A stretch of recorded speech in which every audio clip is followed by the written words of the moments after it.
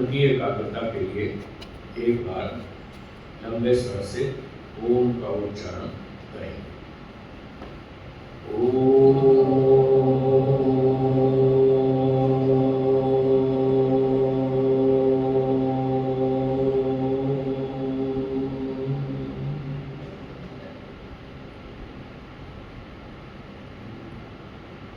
उपस्थित विद्वानगण, धर्म प्रेमी सज्जनों, माताओं और बहनों,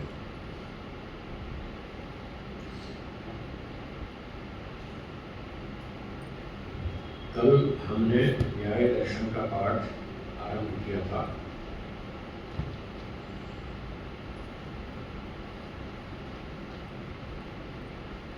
और ये भी निवेदन किया था कि 16 पदार्थों के नाम याद करें।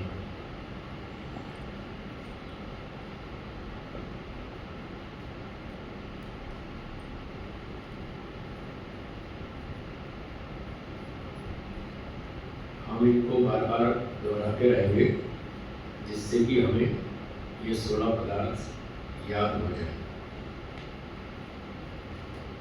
मेरे साथ साथ बोलिए। प्रमाण, प्रमेय, संशय, प्रयोजन, दृष्टांत, सिद्धांत, अवयव, तर्क, निर्णय, वाद, जल्प, वितंडा, हेत्वाभास, छल, जाति, निग्रह स्थान, ये 16 पदार्थ हैं। इनके तत्व ज्ञान से मोक्ष की प्राप्ति होती है।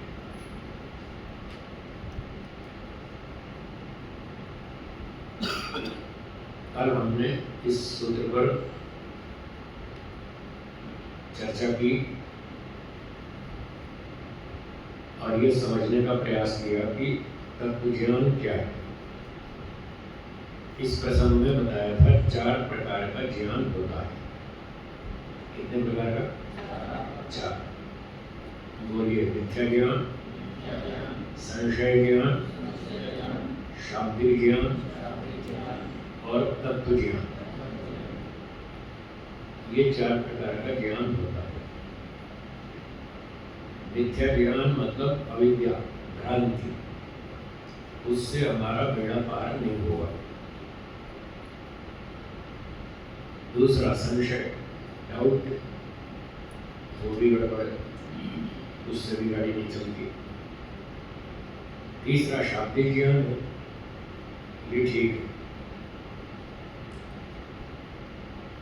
तो हमें मिथ्या ज्ञान और संशय, इन दोनों से बाहर निकल के पहले शाब्दिक ज्ञान प्राप्त करना है।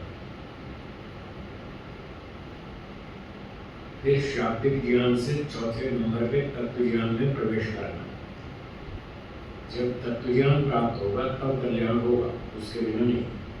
बस यही बात सूत्र में कही गई थी कि तत्व ज्ञान से ही मोक्ष होगा,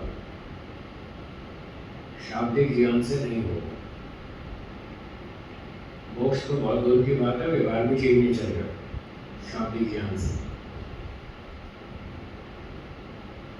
महाभारत का एक पात्र दुर्योधन, आपने खूब नाम सुना है। वो पढ़ा लिखा था या अनपढ़ था? पढ़ा लिखा राजा था, बहुत मजबूत था, युद्ध करता था, खतरनाक। उसको भी शास्त्रों का ज्ञान था। कौन सा था? शाब्दिक या तत्व ज्ञान? इसलिए पिटेगा और आज तक भी पिट रहा है। कोई व्यक्ति अपने बेटे का नाम दुर्योधन नहीं रखता, इतना नाम पिट गया उसका। कोई अपने बेटे का नाम रावण भी नहीं रखता, वो भी बहुत पढ़ा लिखा था। रावण तो बहुत विद्वान बताते, 10 शास्त्रों का विद्वान था, ऐसा बताते।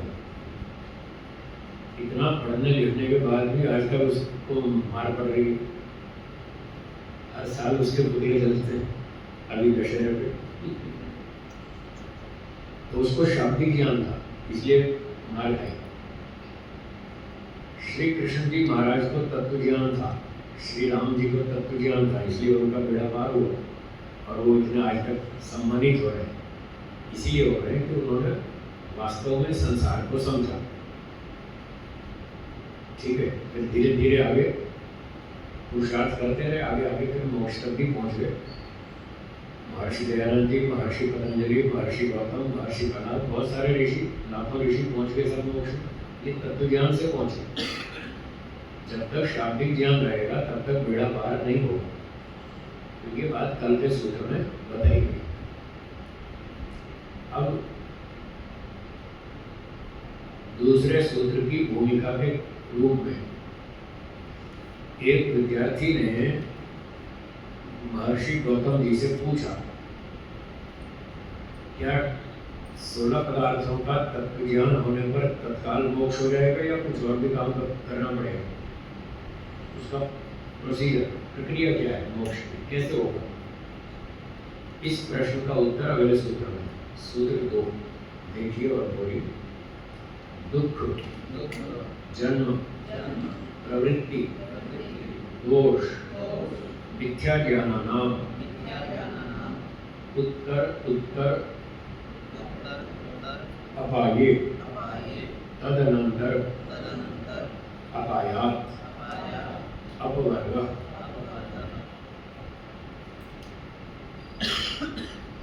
इस सूत्र में 5 शब्द लिखे शुरू में। वो 5 शब्द फिर से बोलिए। दुख, जन्म, प्रवृत्ति, दोष, मिथ्या ज्ञान। ये 5 चीजें हैं। इनमें एक संबंध है, कारण कार्य संबंध है। कौन सा?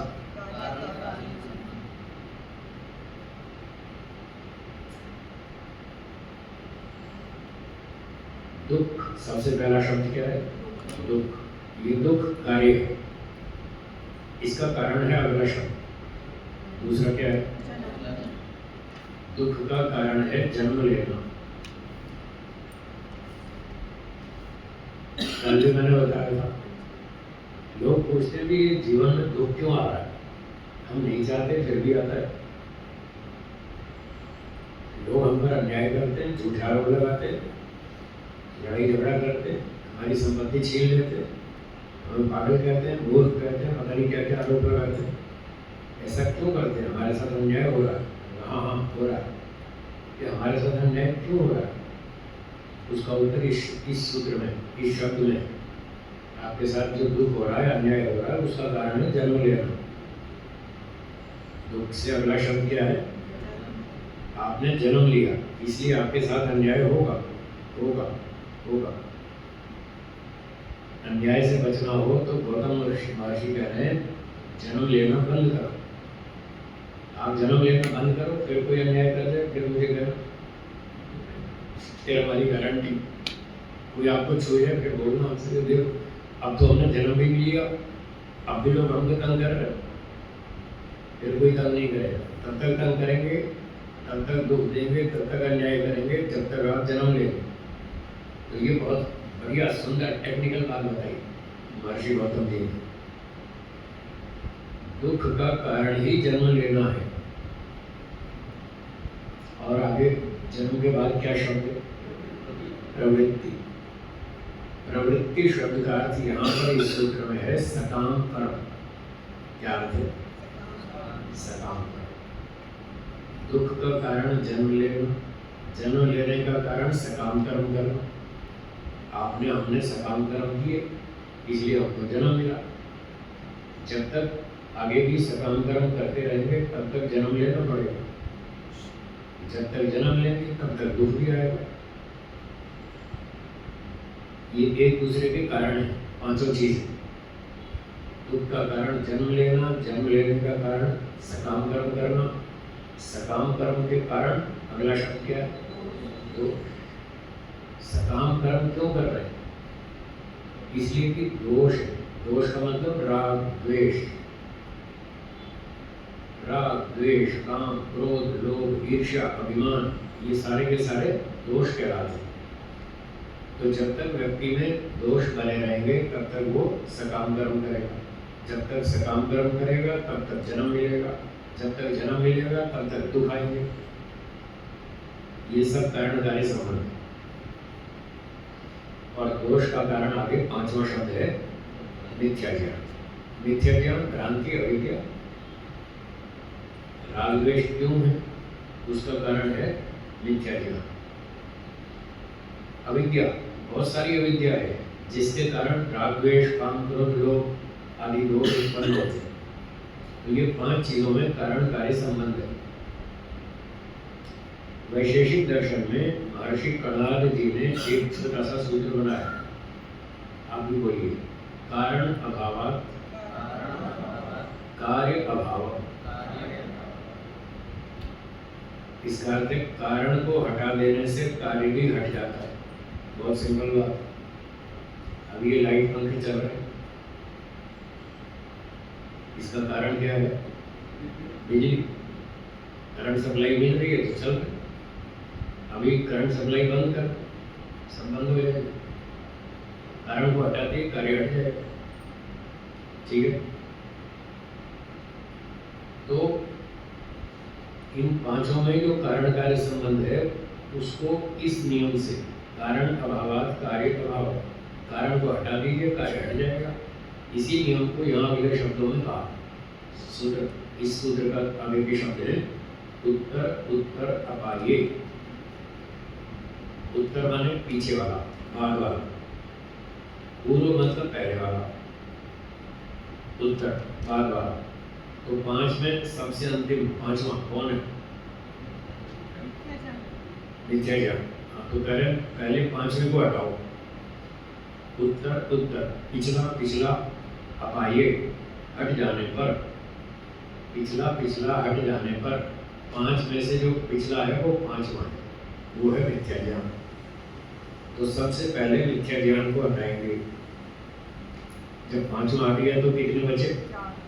अब 4 में पिछला कौन? दोष। फिर दोष को हटेगा, दोष हट जाएंगे। 5वां मिथ्या ज्ञान हटेगा, फिर दोष हटेगा, फिर कौन बचा? तीसरा प्रवृत्ति, फिर वो हटेगी। फिर 2 में से दूसरा कौन? फिर जन्म हट जाएगा। तो 4 तक तो उत्तर उत्तर शब्द लागू होगा, क्योंकि उत्तर का मतलब है पिछला। पिछला था वो, उससे आगे कोई और हो तब उसको पिछला कहेंगे। तो पिछला पिछला का मतलब 5वां, चौथा, तीसरा और दूसरा, इतने इतने हट गए। उत्तर उत्तर अपाये, 5वां, चौथा, तीसरा, दूसरा हट जाने पर लिखा है तदनंतर, उसके पश्चात जो बच गया 1। जन्म के हटने पर क्या बचा? दुख। तद अनंतर अपायात, उसके बाद जो बच जाए उसके भी हट जाने से, अपायात हट जाने से, अपवर्ग, बस फिर मोक्ष हो जाएगा। ये प्रोसीजर। 16 पदार्थों का तत्व ज्ञान प्राप्त करने के बाद फिर मिथ्या ज्ञान हटेगा, फिर दोष हटेंगे, फिर प्रवृत्ति हटेगी, फिर जन्म हटेगा, अंत में दुख भी हट जाएगा। बस दुख हटेगा, हो गई मुक्ति। यही तो है मुक्ति, और क्या? सत्या प्रकाश में लिखा है मुक्ति किसको कहते हैं? छूटने। किससे छूटने को? दुख से। दुख से छूटने का नाम मुक्ति है। तो यहाँ भी वो कह रहे हैं दुख हट जाएगा, इसका नाम मुक्ति है। तो तत्व ज्ञान और मिथ्या ज्ञान ये दोनों आपस में शत्रु हैं, विरोधी हैं एक दूसरे। हाँ या ना? बोलिए हाँ या ना? तो 16 पदार्थों का जो तत्व ज्ञान आएगा वो मिथ्या ज्ञान को उखाड़ देगा, क्योंकि आपस में विरोधी दोनों। गर्मी और ठंडी दोनों आपस में शत्रु हैं। जो 2 पदार्थ आपस में शत्रु होते हैं, विरोधी होते हैं, वो एक दूसरे के नाशक होते हैं। ठंड बढ़ जाए तो गर्मी लाओ, गर्मी बढ़ जाए तो ठंडक लाओ, एक दूसरे का नाश कर देंगे। तो अब हमें मिथ्या ज्ञान का नाश करना है, यहाँ से काम शुरू करना है। तो मिथ्या ज्ञान का नाश करने के लिए इसका विरोधी चाहिए, वो है तत्व ज्ञान।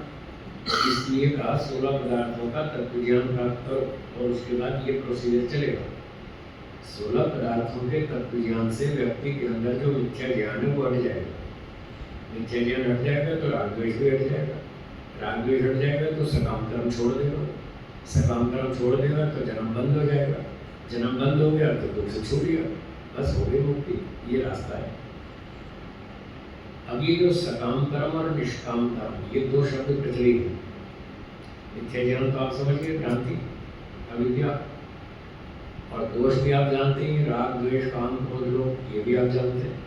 अब बात यहाँ करनी है प्रवृत्ति सकाम कर्मों पर। सकाम कर्म और निष्काम कर्म, ये दो शब्द आपने पहले सुन रखे हैं। सकाम का मतलब होता है जब व्यक्ति कोई कर्म करता है तो उसके मन में कुछ फल प्राप्ति की इच्छा होती है। फल की इच्छा के बिना कोई व्यक्ति कुछ भी कर्म नहीं करता। जीवात्मा तो नहीं कर सकता, ईश्वर कर सकता है, और वो करता भी है। ईश्वर के 5 कार्य: सृष्टि को बनाना, चलाना, विनाश करना, सबके कर्मों का फल देना, 4 वेदों का ज्ञान देना, ये ईश्वर के कर्म है। ये ईश्वर कर्म करता है और वो बिना फल की इच्छा के करता है। उसको कुछ नहीं चाहिए, सबके उपकार के लिए करता है, उसको अपने स्वार्थ के लिए कुछ नहीं चाहिए। पर जीवात्मा ऐसा नहीं है, उसको तो पहले चाहिए। काम बाद में करता है, पहले सोचता है मुझे क्या मिलेगा, मुझे फल क्या मिलेगा, पहले फल की सोचता है, उसके बाद काम करता है। कुछ लोग कहते हैं कर्म करो, फल की इच्छा मत करो। मूर्खता की बात, पागलपन की बात, असंभव बात। कर्म तो करो, फल की इच्छा मत करो, झूठ है, बात झूठ है। एक भी आदमी ऐसा नहीं कर सकता। एक टीचर से कहो 1 साल तक पढ़ाओ स्कूल में, वेतन की इच्छा मत करना, बोलो पढ़ाएगा? पढ़ाएगा? एक व्यापारी से कहो 1 साल तक व्यापार करो, प्रॉफिट की इच्छा मत करना, करेगा व्यापार? नहीं करेगा। भाई दुकान खोली किस लिए? इसीलिए तो खोली है, 2 रुपये कमाएंगे तो बच्चों का पालन करेंगे। इसलिए मुफ्त में टाइम बर्बाद करने के लिए थोड़ी खोली है दुकान। तो जीवात्मा बिना फल की इच्छा के कर्म नहीं कर सकता। कोई ना कोई फल की इच्छा तो रखता ही है मन में। या तो 2 तरह के फल, या तो सांसारिक सुख मिले या मोक्ष का सुख मिले, 2 में से एक तो मिलना चाहिए। तो जब सांसारिक सुख, सम्मान, धन संपत्ति, पद प्रतिष्ठा आदि उद्देश्य से कर्म करता है तो इसको सकाम कर्म कहते हैं। ये सकाम कर्म की परिभाषा है। जब सांसारिक सुख प्राप्ति के उद्देश्य से कर्म किया जाए, ऐसे कर्म को क्या कहेंगे? सकाम कर्म। और जब ये इच्छा ना हो तो वो निष्काम कर्म। कोई ना कोई इच्छा तो है, तब मोक्ष की इच्छा है। जो लोग ये कहते हैं कि फल की इच्छा छोड़ दो, वो निष्काम कर्म, ये झूठ है, झूठ है। एक भी व्यक्ति ऐसा नहीं मिलता जो फल की इच्छा छोड़ के काम करे। या तो उसके मन में मोक्ष की इच्छा होगी या सांसारिक सुख की, कोई ना कोई एक इच्छा तो होगी। क्यों? इसका कारण ये है कि जीवात्मा में बहुत सारी कमियां हैं। क्या बोला दोहराइए? बहुत सारी कमी है। उसको बहुत कुछ चाहिए, धन चाहिए, सम्मान चाहिए, पुत्र चाहिए, परिवार चाहिए, संपत्ति चाहिए, बंगला चाहिए, गाड़ी चाहिए, कपड़ा चाहिए, भोजन चाहिए, मोक्ष भी चाहिए, बहुत कुछ चाहिए। उसके पास कुछ चाहिए नहीं। जीवात्मा इंटरनेशनल भिखारी है। वो हमेशा कुछ ना कुछ ढूंढता ही रहता है, कुछ लाओ भाई, कुछ लाओ। कहाँ से मिलेगा? सारा दिन वो एक ढूंढता रहता है। धन कहाँ मिलेगा, सम्मान कहाँ मिलेगा, संपत्ति कहाँ मिलेगी, पद कहाँ मिलेगा, प्रतिष्ठा कहाँ मिलेगी, और खाना पीना कहाँ मिलेगा, कपड़े कहाँ मिलेंगे। सारा दिन लोग शॉपिंग में घूमते रहते हैं। उसको बहुत कुछ चाहिए, इसलिए बिना फल की इच्छा के वो कोई काम नहीं करेगा। या तो मोक्ष दो या संसार का सुख दो, कुछ तो दो। आप कुछ नहीं देंगे तो हम काम नहीं करेंगे। क्यों करेंगे? पागल थोड़ी है, दिमाग ठीक है हमारा, कुछ ना कुछ चाहिए। इसलिए जीवात्मा बिना फल की इच्छा के कोई कर्म नहीं कर सकता।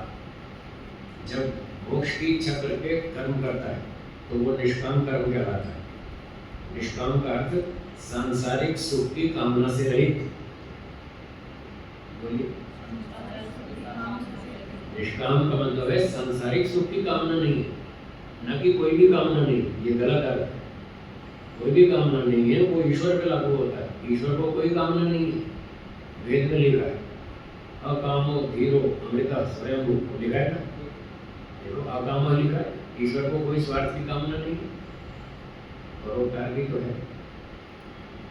ईश्वर में परोपकार की इच्छा है या नहीं? बोलिए माता, है ना?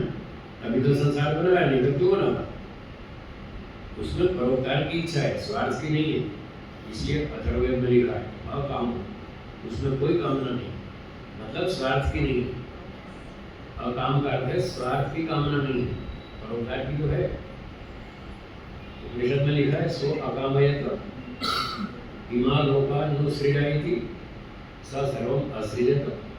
ईश्वर ने कामना की, अब मैं संसार बनाऊंगा, तो बना दिया। तो कामना तो है, ईश्वर में भी है, परोपकार की कामना है, स्वार्थ की नहीं है। जब स्वार्थ की कामना नहीं है, इसलिए बिना स्वार्थ के वो काम करता है, वो फल की इच्छा नहीं करता। पर जीवात्मा तो करेगा, उसमें तो स्वभाव ही ऐसा है, कुछ है ही नहीं उसके पास, कुछ भी नहीं, बहुत जीरो के बराबर, ना के बराबर। इसलिए वो कोई ना कोई फल की इच्छा करेगा।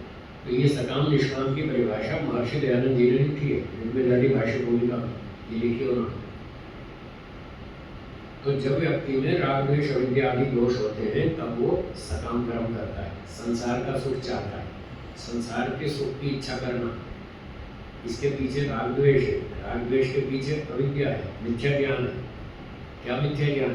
वो समझता है संसार में सुख बढ़िया है, पूरा सुख है, बढ़िया सुख है, ये अविद्या है। कल बताया था संसार में सुख कम है, दुख ज्यादा है, लोगों को दिखता नहीं है, यही तो अविद्या है, यही तो मिथ्या ज्ञान है कि अधिक दुख होते हुए भी नहीं दिख रहा।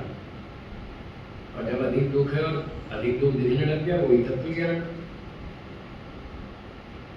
तो ये तत्व ज्ञान प्राप्त करेंगे तो मिथ्या ज्ञान हट जाएगा। जब मिथ्या ज्ञान हट जाएगा तो राग द्वेष भी खत्म हो जाएगा। नहीं चाहिए, संसार का सुख नहीं चाहिए। एक गाय आपको दे दी जाए 10 लीटर रोज दूध देती है, लेकिन वो एक लात भी मारती है। दूध तो देती है, साथ में लात भी मारती है। कोई भरोसा नहीं कब लात मार दे, आपका सारा दूध बाल्टी वाला लात मार के गिरा देगी। बोलो आप ऐसी गाय लेना चाहेंगे? तो लात मारती है, उसमें दुख समझ में आ गया, आपकी इच्छा खत्म हो गई, सारा राग खत्म हो गया। नहीं नहीं, ऐसी गाय नहीं चाहिए, लात मारने वाली, जो अच्छी वाली वो लात नहीं मारे, वैसी गाय चाहिए। वैसी गाय तो मोक्ष में मिलती है, यहाँ थोड़ी मिलती है। वहाँ 100% सुख मिलता है, यहाँ बीच बीच में दुख भी आता है बहुत सारा। बोलिए क्या पूछ रहे हैं?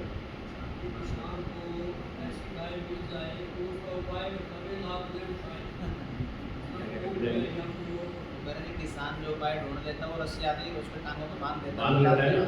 हाँ, फिर सुबह सुबह उठ के उसकी सेवा भी करनी पड़ती है।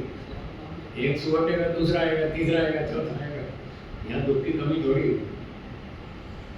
एक समस्या का आप हल ढूंढ लेंगे, फिर दूसरी खड़ी हो जाएगी, उसका हल ढूंढ लेंगे, तीसरी, चौथी, पांचवी। यहाँ कोई समस्याओं का अंत नहीं।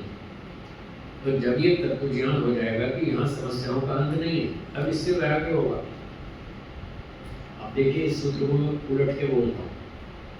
इन 5 बातों को फिर से बोलिए। दुख, जन्म, प्रवृत्ति, दोष, मिथ्या ज्ञान, इनमें कारणकारी संबंध है।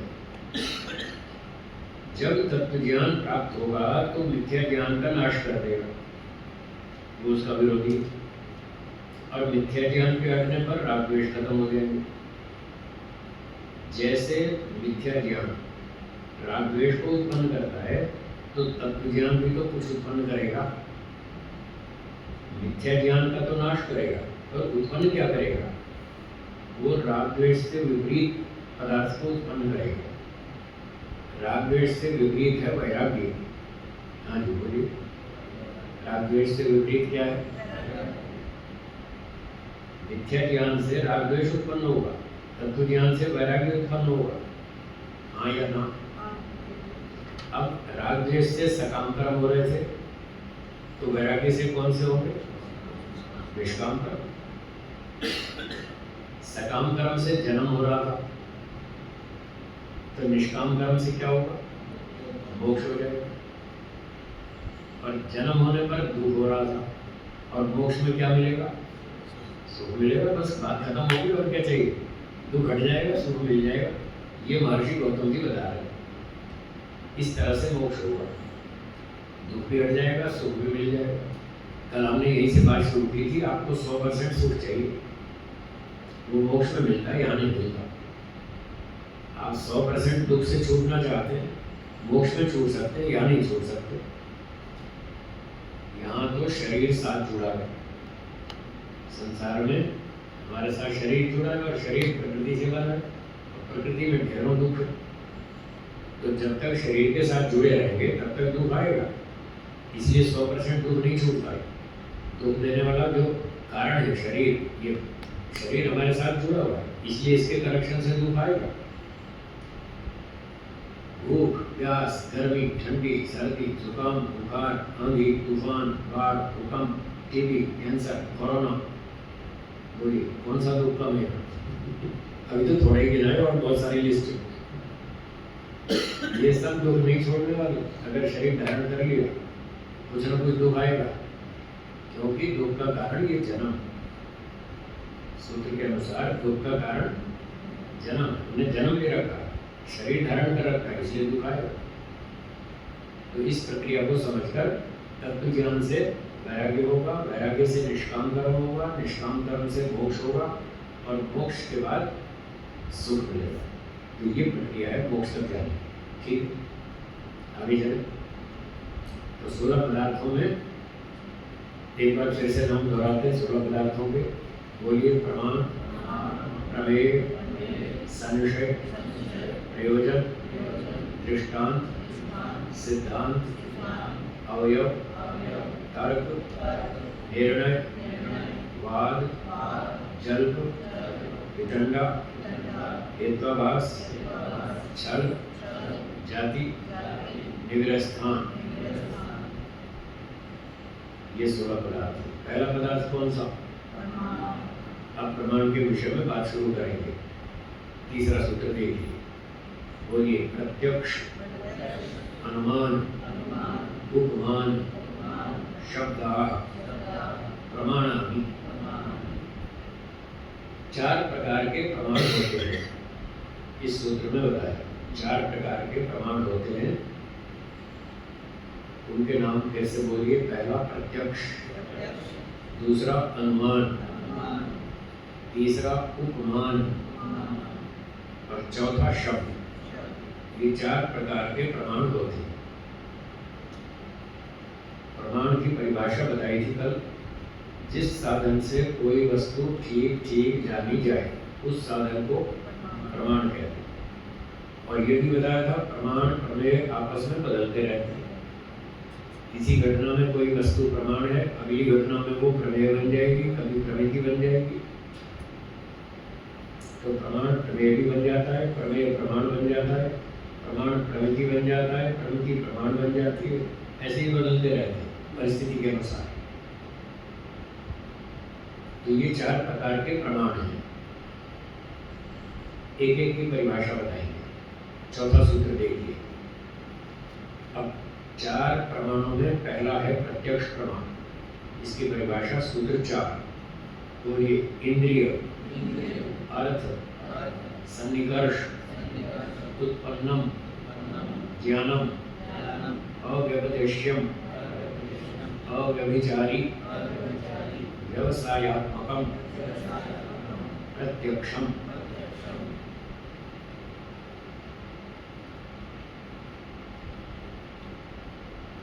ये पहला प्रमाण है प्रत्यक्ष। सूत्र में लिखा है इंद्रिय, अर्थ, सन्निकर्ष, उत्पन्नम, ज्ञानम। इंद्रिय का मतलब 6 चीजें। कितनी?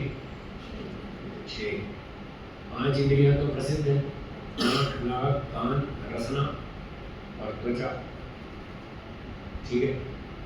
5 ज्ञानेंद्रियों, आँख, नाक, कान, रसना और त्वचा, ये 5 इंद्रियों होंगी।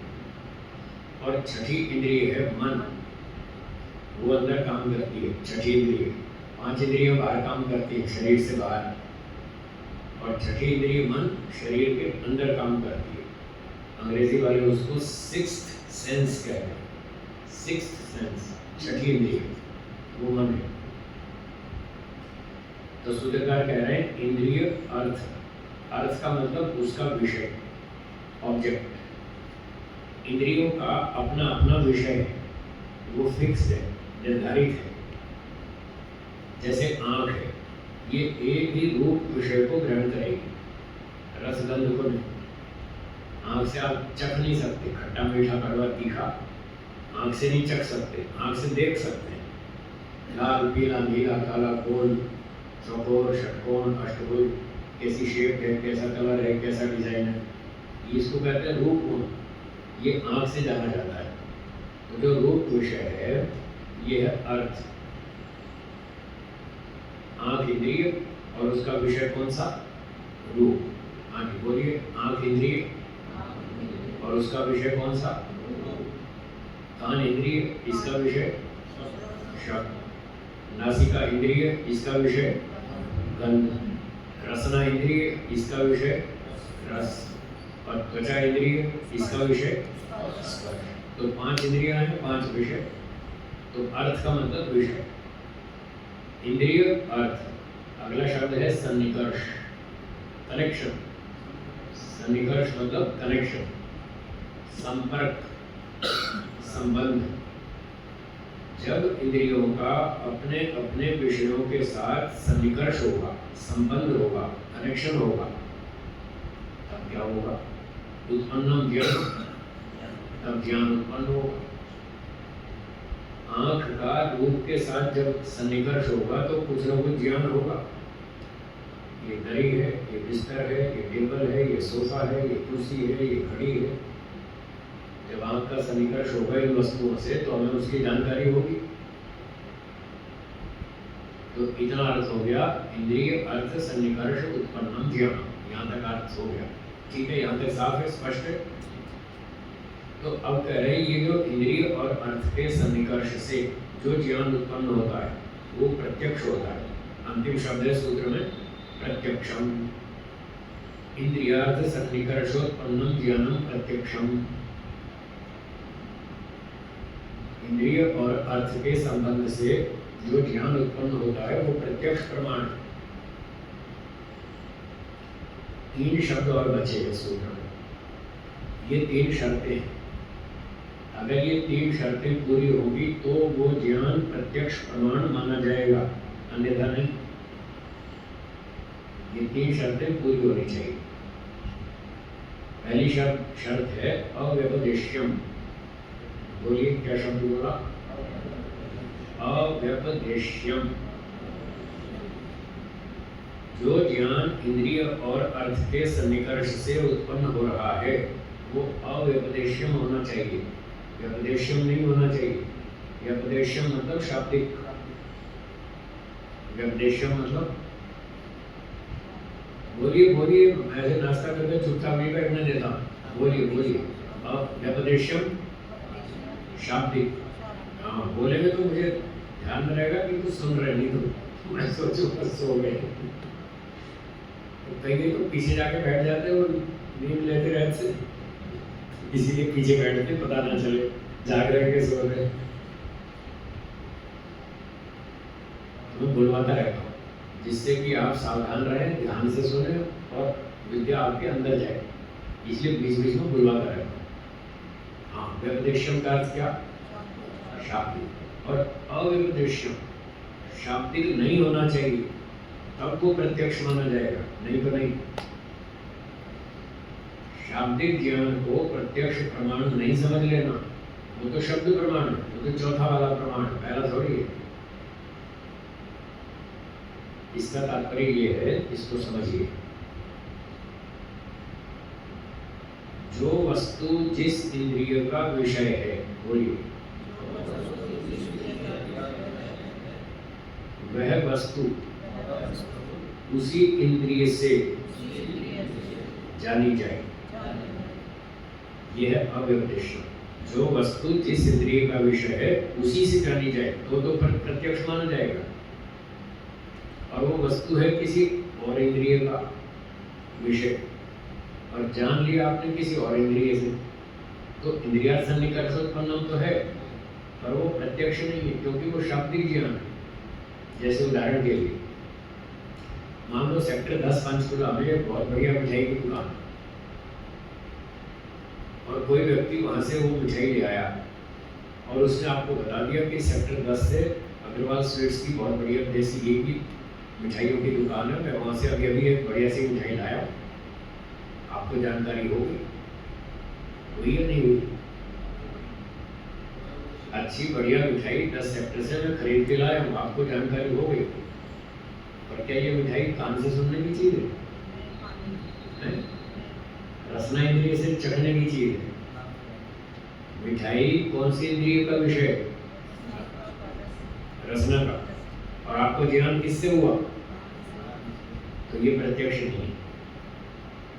जो वस्तु जिस इंद्रिय का विषय है उसी इंद्रिय से जानी जाए तब प्रत्यक्ष माना जाएगा। जब वो मिठाई आप खाएंगे ना, जब मिठाई खाएंगे रसना इंद्रिय से चखेंगे, जब उसका प्रत्यक्ष माना जाएगा। ये तो शाब्दिक ज्ञान है, शब्दों से पता चलेगा कि हाँ 10 सेक्टर से बढ़िया मिठाई आई, ये तो शाब्दिक, इसका नाम प्रत्यक्ष नहीं है। यद्यपि ये ज्ञान भी आपको इंद्रिय से ही हुआ है। इंद्रियार्थसन्निकर्षोत्पन्नम ज्ञानम तो है, कान से है, कान भी तो इंद्रिय है। मिठाई आई ये ज्ञान भी आपको कान से हुआ, कान भी तो इंद्रिय है। इंद्रियार्थसन्निकर्षोत्पन्नम ज्ञानम होते हुए भी ये प्रत्यक्ष नहीं है, क्योंकि ये मिठाई कान का विषय नहीं है। जिस इंद्रिय का विषय है उस इंद्रिय से जानी जाए तब प्रत्यक्ष है। ये पहली शर्त। वो ये बात समझ में, हाँ या ना? हाँ, ऐसे शब्द प्रमाण ठीक है, ये प्रत्यक्ष नहीं है। यहाँ बात चल रही प्रत्यक्ष। ये शब्द प्रमाण कि फलाने व्यक्ति ने कहा कि मैं अभी मिठाई लाया, तो प्रधान जी कह रहे हैं लाया तो ठीक है, मान लेना पड़ेगा। प्रधान जी सच बोलते हैं, झूठ थोड़ी बोलते हैं। प्रधान जी सच बोलते हैं, तो प्रधान जी कह रहे हैं मैं अभी 10 सेक्टर से मिठाई लाया, तो हमें शब्द प्रमाण से पता चला कि हाँ मिठाई आई, बस। ये प्रत्यक्ष नहीं।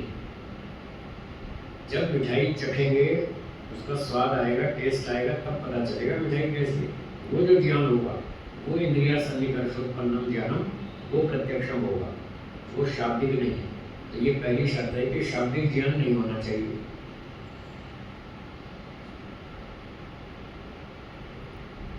अगर कोई चीज सूंघने की है नासिका इंद्रिय से, मान लो कोई परफ्यूम ले आया बढ़िया सी, और उसने आपको सूचना दी मैं एक बढ़िया सी परफ्यूम लाया हूँ, तो आपने सूंघ कर तो देखी, तो आपको ज्ञान तो हो गया कि ये व्यक्ति परफ्यूम लाया।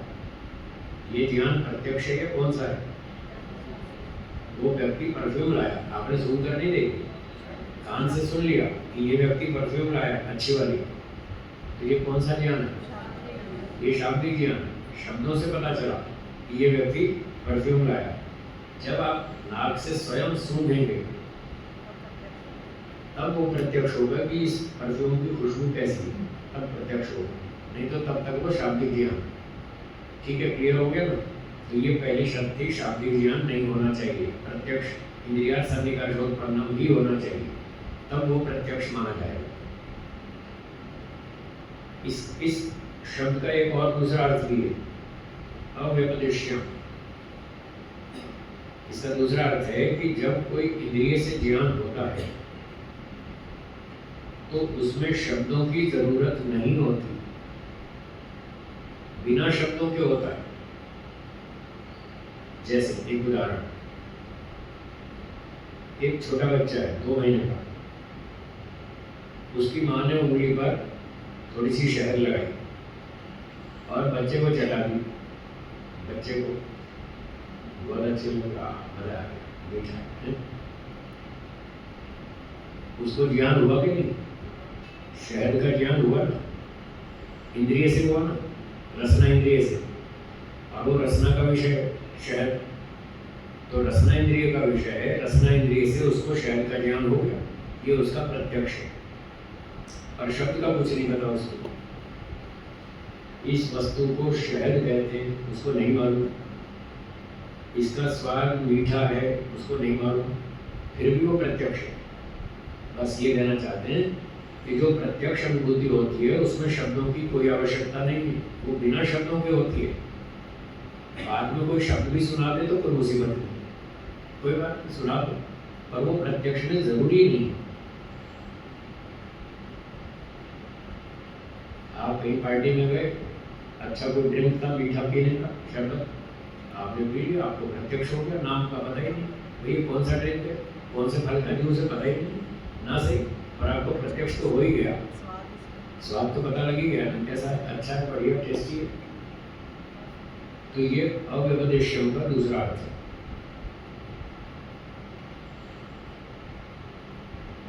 अब अगला शब्द देखिए, दूसरी शर्त।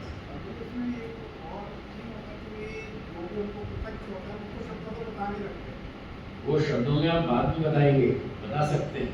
बहुत सी चीजें लिखी हैं, आम भी लिखा है, हाँ। कुछ कैसा है, हाँ बताएंगे, आपका वो प्रत्यक्ष करेंगे। हाँ, राइट राइट, ये सही है आपकी बात, उसको हम शब्दों से व्यक्त नहीं कर सकते, ये अर्थ भी ठीक। जो आपने स्वाद का अनुभव किया वो शब्दों से नहीं बता सकते, शब्द से जो बताएंगे वो तो शब्द प्रमाण होगा, और उस शब्द प्रमाण की ताकत बहुत कम है, आप उसकी पूरी अभिव्यक्ति नहीं कर पाएंगे। आप कहेंगे कि ये गुड़ खाया कैसा लगा, मीठा लगा, अरे मीठी तो 250 चीज है, फिर गुड़ का क्या है, मीठा कहने से पता तो नहीं चलता, गुड़ का क्या स्वाद था, शब्दों से नहीं बता सकते आप। ये भी ठीक है आपका अर्थ सही। तो गुड़ खाएंगे, बालूशाही खाएंगे, बर्फी खाएंगे, रसगुल्ला खाएंगे, गुलाब जामुन खाएंगे, सारी चीज़ें मीठी, चीनी भी मीठी है, शक्कर भी मीठी है, खांड भी मीठी है, 250 आइटम मीठी है, सबका नाम मीठी है, पर सबकी मिठास में अंतर है, सबके स्वाद में अंतर है, इसलिए शब्दों से हम नहीं बता सकते, प्रत्यक्ष अनुभूति को हम शब्दों से नहीं बता सकते। ये बात भी अव्यपदेश्यम, ठीक है, राइट। चलिए, एक विशेषण पूरा हुआ प्रत्यक्षम का, अव्यपदेश्यम। अब दूसरा शब्द इसके बाद है अव्यभिचारी। व्यभिचारी कहते हैं जो ज्ञान बदल जाए। हाँ जी, व्यभिचारी का अर्थ जो ज्ञान, बोलिए, बदल जाए, जो चेंज हो जाए, वो व्यभिचारी। अव्यभिचारी होना चाहिए, बदलना नहीं चाहिए। अगर इंद्रिया सन्निकर्षोत्पन्नम ज्ञानम बदल गया तो समझो वो भ्रांति थी, वो प्रत्यक्ष प्रमाण नहीं था। एक व्यक्ति ने कोने में देखा, लाइट कम थी, उसने देखा सांप है, क्या दिखाई दिया, सांप है, आंख से देखा ना, इंद्रिया सन्निकर्षोत्पन्नम ज्ञानम सर्प अस्ति अर्थ, यहाँ सांप है, उसने आंख से देखा, फिर उसको डर लगा, भाई सांप है, काट खाएगा, तो उसने जाके लाइट जलाई, फिर अच्छी तरह तेज लाइट जलाई, फिर देखा, अब उसका ज्ञान बदल गया, अरे ये तो रस्सी है, सांप तो है, ज्ञान बदल गया। कम लाइट में क्या दिखाई दिया, और तेज लाइट में क्या दिखाई दिया, तो ज्ञान बदल गया। जो बदल गया वो भ्रांति थी, पहले वाला ज्ञान बदला, पहले वाला ज्ञान था कि ये सांप है, वो भ्रांति थी, और अब लाइट तेज जला करके एक बार देखो, 10 बार देखो, 100 बार देखो, अब नहीं बदलेगा, अब हर बार रस्सी ही दिखेगी। तो हर बार वैसा ही होना चाहिए, बदलना नहीं चाहिए, उसका नाम प्रत्यक्ष है। जो बदल गया वो भ्रांति है, मिथ्या ज्ञान। तो मिथ्या ज्ञान आंख से ही भ्रांति होती है, ठीक है, आंख से ही देखकर भ्रांति होती है बहुत लोगों को, तो उसका नाम प्रत्यक्ष प्रमाण नहीं है। ये दूसरी शब्द, भ्रांति नहीं होनी चाहिए। हिरण को वहाँ पर रेगिस्तान में भ्रांति होती है, वो समझता है आगे नदी बह रही है, पानी बह रहा है, वो दौड़ लगाता है पानी पीने के लिए, उसको भ्रांति थी। जब वहाँ पहुँचा तो देखा पानी नहीं है, यहाँ तो रेत है। तो भ्रांति वाला ज्ञान उसका बाद में फिर बदल गया। पहले पानी दिख रहा था, अब नजदीक जाके देखा तो रेत दिखाई दे रही। ठीक है, समझ में आया? तो भ्रांति है यदि, वो प्रमाण नहीं माना जाएगा, वो प्रत्यक्ष प्रमाण नहीं माना जाएगा। भ्रांति रहित शुद्ध ज्ञान, सही ज्ञान होना चाहिए, करेक्ट होना चाहिए, उसका नाम प्रत्यक्ष प्रमाण। ये दूसरी शर्त। और आगे तीसरी शर्त है व्यवसायात्मकम। बोलिए। व्यवसाय कहते हैं निश्चय, निश्चयात्मक ज्ञान होना चाहिए। कभी कभी आंख से देखकर संशय भी होता है, ये रस्सी है या सांप है, क्या है, समझ में नहीं आ रहा। ऐसा भी तो होता है। मेरे परिचित व्यक्ति हैं जो दिल्ली में रहते हैं, एक और दूसरे परिचित हैं वो बम्बई में रहते हैं, और दोनों की शक्लें मिलती जुलती हैं।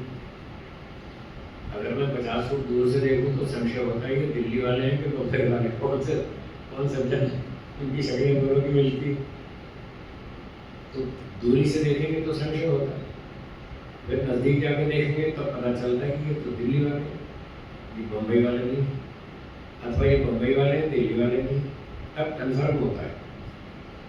तो तीसरी शर्त ये है कि जो इंद्रिया सन्निकर्षोत्पन्नम ज्ञानम है वो कन्फर्म होना चाहिए, डाउटफुल नहीं होना चाहिए। अगर डाउटफुल है तो वो संशयात्मक है, वो प्रत्यक्ष नहीं माना जाएगा। भले ही आप आँख से देख रहे हैं तो भी वो प्रमाण नहीं माना जाएगा। कन्फर्म होना चाहिए ये दिल्ली वाले सज्जन है, ये सांप ही है, ये रस्सी ही है, ऐसा कन्फर्म होना चाहिए। ये तीन शर्तें जब पूरी होंगी तब वो प्रत्यक्ष प्रमाण कहलाएगा। इसके बिना नहीं, इसके बिना वो भ्रांति हो सकती है, संशय हो सकता है, या शब्द प्रमाण हो सकता है, और कुछ हो सकता है, वो प्रत्यक्ष नहीं होगा। जब ये तीन शर्तें पूरी होंगी तब वो प्रत्यक्ष बनेगा। ये सूत्र चौथा हुआ। कोई शंका हो तो बोलिए इस सूत्र में। हाँ जी, मन से, हाँ ठीक है। छठी इंद्रिय मन वो रहेगी।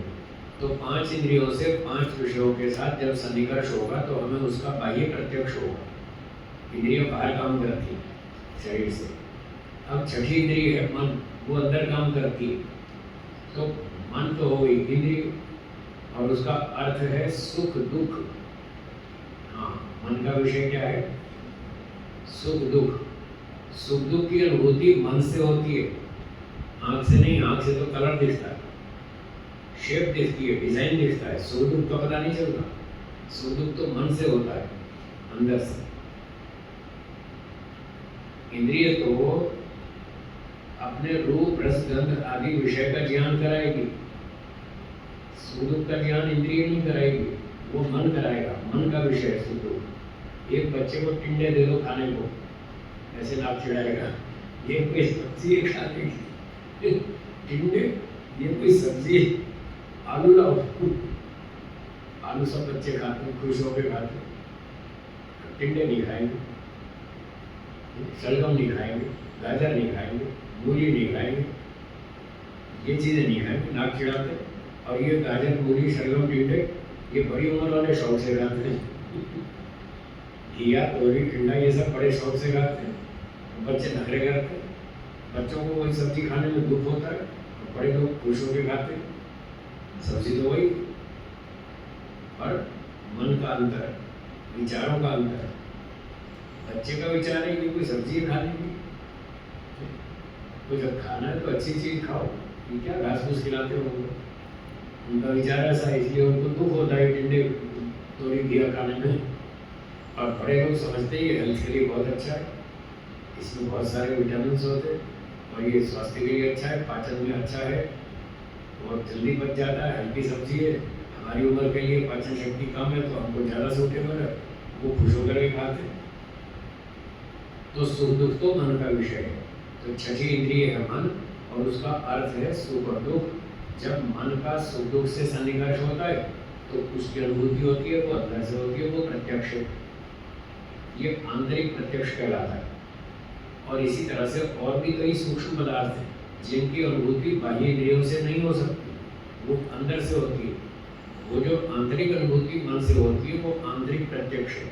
उसमें अंदर के पदार्थ हैं आत्मा, परमात्मा, ये मन का विषय है। आत्मा परमात्मा का प्रत्यक्ष होता है या नहीं? होता है ना? क्या बाह्य इंद्रियों से आत्मा परमात्मा दिखता है? 5 में से किसी भी इंद्रिय से ना आत्मा दिखता है ना परमात्मा।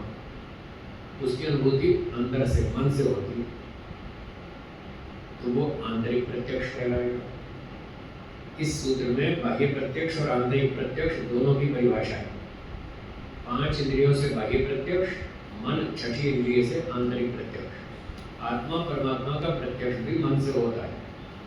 कई लोगों को एक खतरनाक भ्रांति है, वो ये है कि परमात्मा के प्रत्यक्ष में मन की कोई जरूरत नहीं। ये उनकी भ्रांति है, पूरी भ्रांति है। एक भी प्रमाण नहीं उनके पास, और मेरे पास 15 प्रमाण। मैंने इस पर एक आर्टिकल लिखा था, क्या समाधि में परमात्मा की अनुभूति करने के लिए मन की जरूरत है या नहीं? उस आर्टिकल में 15 प्रमाण लिखे मैंने। ज़्यादा भले लिखे हो, कम नहीं लिखे। जब बाकी चीज़ों की अनुभूति करने के लिए मन का सहयोग चाहिए तो ईश्वर के लिए क्यों नहीं चाहिए? एक भी हेतु नहीं। लोग कहते हैं कि उसका तो सीधा ही होता है। अरे सीधा होता तो बाकियों का सीधा क्यों नहीं होता? बाकियों का प्रत्यक्ष करने के लिए मन की क्यों जरूरत है? आँख की क्यों जरूरत है? हर इंद्रिय का अपना अपना विषय है, मन का भी अपना विषय है। जब तक जीवात्मा शरीरधारी है तब तक उसको मन, बुद्धि, इंद्रियां, सारी चीजों का सहयोग लेना पड़ेगा। एक मोटा सा तर्क बताता हूँ, आपको समझ में आएगी बात। जो लोग ये कहते हैं समाधि में परमात्मा का प्रत्यक्ष करने के लिए मन की आवश्यकता नहीं है, उसके बिना ही हो सकता है। मेरा प्रश्न है, क्या समाधि में ईश्वर का प्रत्यक्ष करने के लिए शरीर का सहयोग लेना आवश्यक है या नहीं? है? शरीर तो बहुत स्थूल चीज है जिसका समाधि से कुछ ज्यादा सीधा संबंध भी नहीं है। सीधा संबंध तो मन का है, योग चित्त वृत्ति निरोध, चित्त का सीधा संबंध है। और स्थूल तो शरीर तो स्थूल है, बहुत दूर की चीज है। यद्यपि शरीर का भी सहयोग लेना पड़ता है, शरीर के बिना समाधि लगती नहीं। जब इतनी मोटी चीज का सहयोग लेना जरूरी है तो मन का सहयोग क्यों नहीं जरूरी है? उसके बिना कैसे लग जाएगी समाधि? ऐसे ही खाम खा नशे में चल रहे हैं, बात को समझते नहीं, जो मन में आए सो बोलते जाते हैं। योग चित्त वृत्ति निरोधा, चित्त की वृत्तियों को रोको, इसका नाम योग है। योग समाधि, ठीक है। समाधि 2 तरह की, संप्रज्ञात और असंप्रज्ञात, दोनों का नाम समाधि है। और दोनों समाधि क्या है? चित्तवृत्ति निरोध। जब चित्तवृत्ति निरोध करेंगे तभी तो समाधि होगी।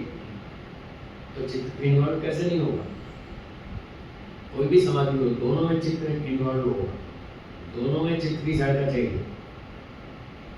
और प्रमाण एक और सीधा सुना दूं, ये भी मैंने प्रमाण सुनाया, चित्तवृत्ति निरोध। चित्त की वृत्ति रोको तब समाधि लगेगी, और समाधि दोनों है, इसका मतलब दोनों में चित्त का संबंध है।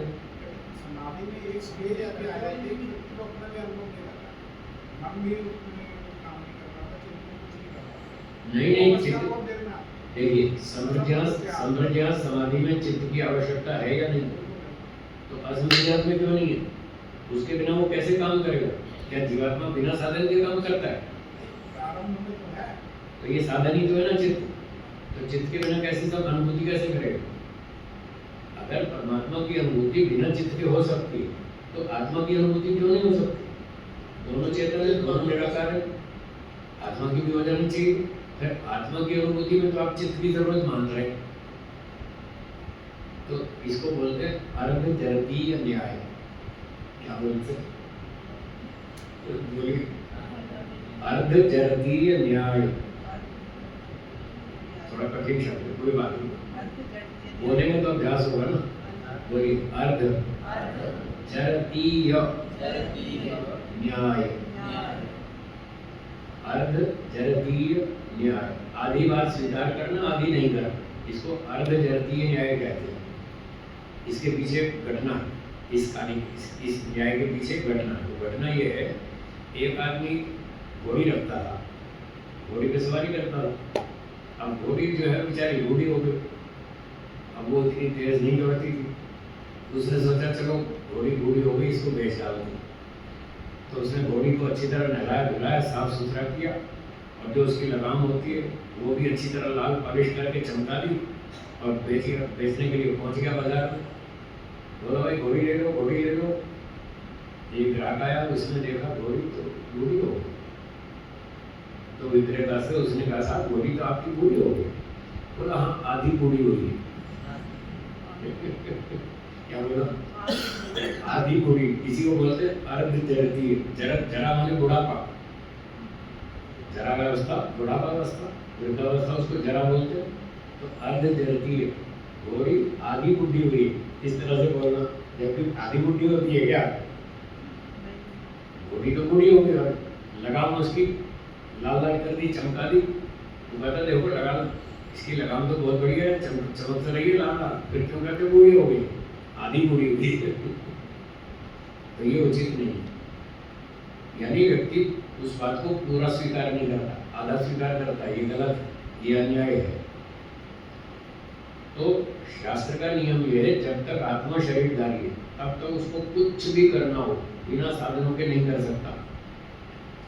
मन भी चाहिए, बुद्धि भी चाहिए, इंद्रिय भी चाहिए, शरीर भी चाहिए, सब कुछ चाहिए। समाधि में इंद्रियों के काम बंद कर देगा, ये ठीक है, और मन और बुद्धि तो चालू रहेंगे।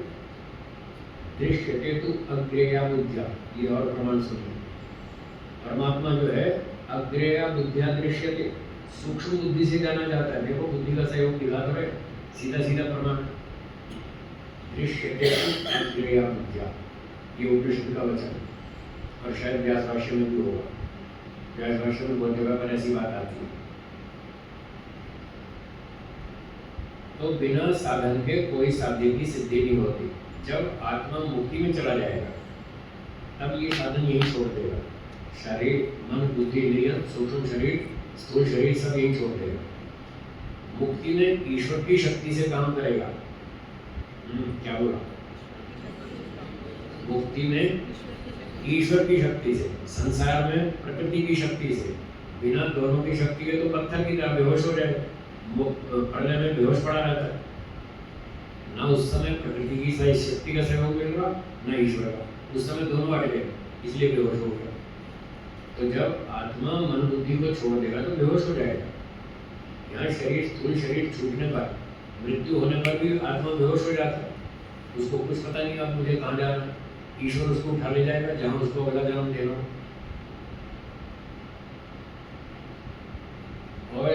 और प्रमाण सुनिए। योग दर्शन तीसरा चैप्टर, सूत्र संख्या 9। व्युत्थान निरोध संस्कार योग अभिभव प्रादुर्भाव निरोध क्षण चित्तान्वयो निरोध परिणाम, ये सूत्र है। इसमें असंप्रज्ञा समाधि का वर्णन है और चित्त का नाम लिख रहा है। व्युत्थान निरोध संस्कार योग, जब चित्त में व्युत्थान संस्कार दब जाते हैं और निरोध संस्कार उभरते हैं, उस समय असंप्रज्ञा समाधि होती है, जिसको चित्त का निरोध परिणाम कहते हैं। ये सूत्र सीधा असंप्रज्ञा समाधि की बात कर रहा है। तीसरा पाद 9वां सूत्र है। व्युत्थान संस्कार अवयव मजा करो, ये तो अभिभव, ये दब जाएंगे। और निरोध संस्कार का प्रादुर्भाव। ईश्वर अच्छा है, ईश्वर सबसे उत्तम है, वो सबका राजा है, न्यायकारी है, आनंद का भंडार है। इस तरह के संस्कार चित्त में उभर जाएंगे। तो देखो चित्त पे इन्वॉल्व है तो सही, बिल्कुल साफ सुथरे पढ़िए, पता चल जाएगा। तो खाओ पियो मजा करो वाले संस्कार दब जाएंगे, ईश्वर सबसे उत्तम है, ये संस्कार जाग जाएंगे। इसका नाम निरोध परिणाम है। ये निरोध परिणाम चित्त का है, और उस समय समाधि होती है, ईश्वर की अनुभूति होती है। ये असंप्रज्ञा समाधि का प्रमाण है, जिसमें चित्त जुड़ा हुआ साथ में। ऐसे और बहुत सारे प्रमाण। तो चलो ये प्रासंगिक बात थी। तो छठी इंद्रिय मन है, उससे अंदर की चीजों का प्रत्यक्ष होगा। सुख, दुख, आत्मा, परमात्मा, इनका प्रत्यक्ष अंदर से होगा। ये प्रत्यक्ष प्रमाण हुआ। हाँ सुरेश जी कुछ कह रहे हैं, बोलिए, थोड़ा जोर से बोलिए।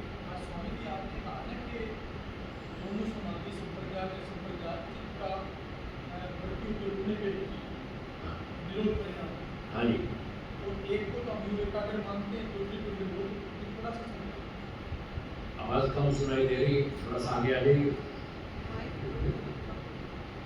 स्वामी जी, अभी आपने कहा ना कि दोनों समाधियां संप्रजात असंप्रजात है, हाँ वो वृत्तियों के रुकने से निरोध होने से ही होती है। हाँ जी, हाँ जी, तो असंप्रजात को तो हम निरोध मानते ही हैं, हाँ ठीक है। लेकिन संप्रजात को हमारा थोड़ा सा हमें भ्रम रहता है कि ये तो एकाग्र की है, निरोध की नहीं। मैं थोड़ा सा समझाऊं। एकाग्र उसका टेक्निकल नाम है।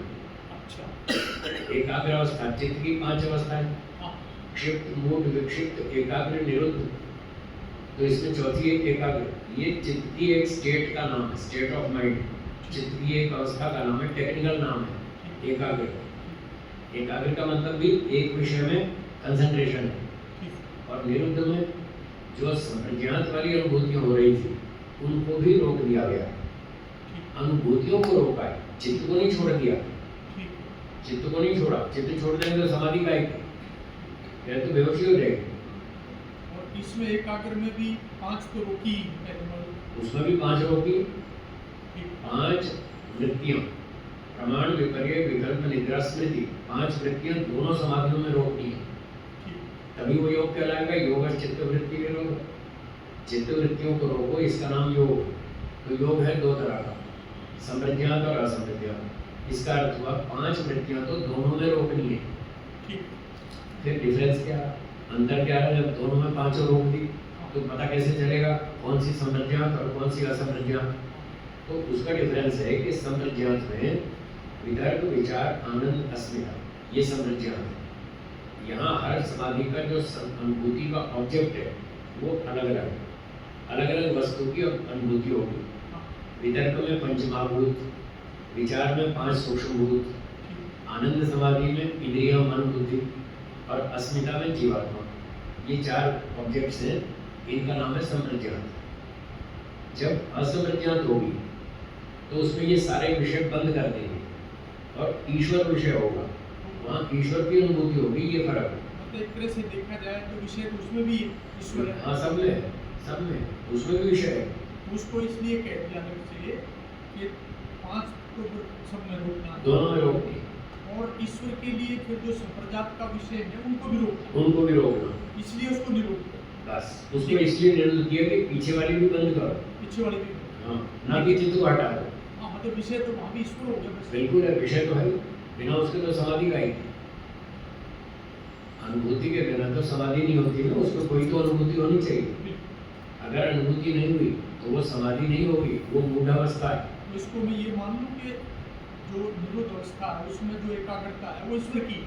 यस, ईश्वर में एकाग्रता है। यस, ये मान सकते हाँ मान सकते हैं, बिल्कुल मान सकते हैं, यही मानना हैं। और वहाँ एकाग्रता जो है वो आत्मा अन्य विषयों में। दूसरे विषय की। जी, बस यही फर्क है। ठीक, चलिए आगे चलते हैं। सूत्र चौथा पूरा हुआ, शंका है तो बोलिए।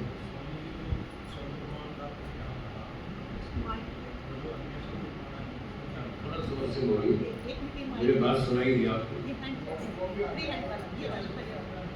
जो शब्द प्रमाण टेक्स्ट में रखा है। स्वामी जी, जो शब्द प्रमाण का हमने यहाँ पर टेक्स्ट में रखा, जो शब्द प्रमाण तो आपने वो बताया कि इसमें ये सब है। तो जो अगला शब्द प्रमाण है इसमें चौथा, इसमें क्या होगा? कोई फर्क नहीं, एक ही बात। जो चौथा प्रमाण आएगा शब्द प्रमाण से, वो शब्द प्रमाण जो व्यपदेश्यों का अर्थ बताया वो एक ही चीज है। यहाँ उसका निषेध किया, मना किया कि प्रत्यक्ष जो है वो तब माना जाएगा जब शाब्दिक बात न हो, शब्द प्रमाण वाली बात नहीं होनी चाहिए तो प्रत्यक्ष है। अगर शब्दों से जानकारी हुई वो तो शब्द प्रमाण, उसका यहाँ निषेध कर रहे हैं। 3 शब्दों में 3 चीजों का निषेध है। अव्यपदेश्यम, अव्यभिचारी, व्यवसायत्मक। इन 3 शब्दों में 3 चीजों का निषेध है। पहले शब्द में अव्यपदेश्यम, शाब्दिक बात न हो, शब्द प्रमाण वाली जानकारी नहीं होनी चाहिए, इसका निषेध। दूसरा अव्यभिचारी, भ्रांति नहीं होनी चाहिए, यहाँ भ्रांति का निषेध है। और व्यवसायत्मक, संशय नहीं होना चाहिए, यहाँ संशय का निषेध है। इन 3 चीजों से हटकर जो इंद्रिया सन्निकर्षोत्पन्नम ज्ञानम होगा उसका नाम प्रत्यक्ष प्रमाण है। ये बात ऐसा क्या है? ठीक है, क्लियर हो गया? आगे चले, चलिए अगला सूत्र देखते हैं, 5वां। अब अनुमान प्रमाण शुरू होगा, प्रत्यक्ष प्रमाण की बात पूरी हो गई। बोलिए, अथ तत्पूर्वकम त्रिविधम अनुमानम पूर्ववत शेषवत सामान्यतो दृष्टम च। अथ का मतलब इसके पश्चात, अथ शब्द का अर्थ है इसके पश्चात, प्रत्यक्ष की चर्चा करने के पश्चात। प्रत्यक्ष की बात पूरी हो गई, अब अनुमान की बात करेंगे। तो ये अनुमान कैसा है? तत्पूर्वकम। तत् का मतलब वह, तत्सर्वनाम, उसका अर्थ है वह। कौन? प्रत्यक्ष, जिसकी बात पीछे चल रही थी, वह प्रत्यक्ष। पूर्वकम, प्रत्यक्ष होता है पूर्व जिससे, वो है तत्पूर्वकम, जिससे पहले प्रत्यक्ष होना अनिवार्य है। जब भी अनुमान लगाएंगे उससे पहले प्रत्यक्ष होना चाहिए, बिना प्रत्यक्ष के अनुमान नहीं चलेगा। जैसे कोई लंगड़ा व्यक्ति है, वो लाठी के सहारे के बिना नहीं चल पा रहा, वो लंगड़ा है, उसको सहारा चाहिए लकड़ी का, बहंगी का, उसको सहारा चाहिए। तो ये अनुमान जो है ये लंगड़ा है, इसको प्रत्यक्ष का सहारा चाहिए, उसके बिना नहीं चलेगा। अतः तत्पूर्वकम, प्रत्यक्ष पूर्वकम। अब ये तत्पूर्वकम क्या है, इसको सुनिए। आपने दो चीजों को देखा, अग्नि और धुआं। किसको देखा? इन दोनों में एक संबंध है, इसको बोलते हैं लिंग लिंगी संबंध। बोलिए, अनुमान प्रमाण में दो चीजों का संबंध होता है, उसको लिंग लिंगी संबंध कहते हैं।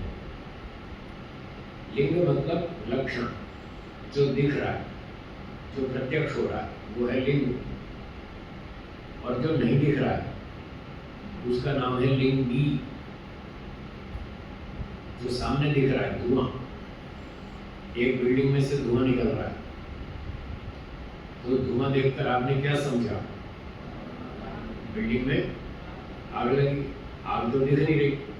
जो नहीं दिख रहा वो है लिंगी, और जो दिख रहा है वो लिंग। क्या दिख रहा है? धुआं। और क्या नहीं दिख रही? अग्नि। धुएं और अग्नि का संबंध है, इसलिए आप धुआं देखकर समझ लेते हैं आग लगी। तो आपने धुआं देखकर ये क्यों समझा कि यहाँ आग लगी है? ये क्यों नहीं सोचा कि यहाँ ऊंट हो सकता है, घोड़ा हो सकता है, गधा हो सकता है, बकरी हो सकती है? धुआं देखकर ऊंट, गधे, घोड़े, बकरी का अनुमान क्यों नहीं किया? अग्नि का अनुमान क्यों किया? क्योंकि धुएं का ऊंट, गधे, बकरी के साथ कोई लेना देना नहीं है, कोई संबंध नहीं है। धुएं का अग्नि के साथ संबंध है, इसलिए जिसके साथ संबंध है उसी का अनुमान होगा।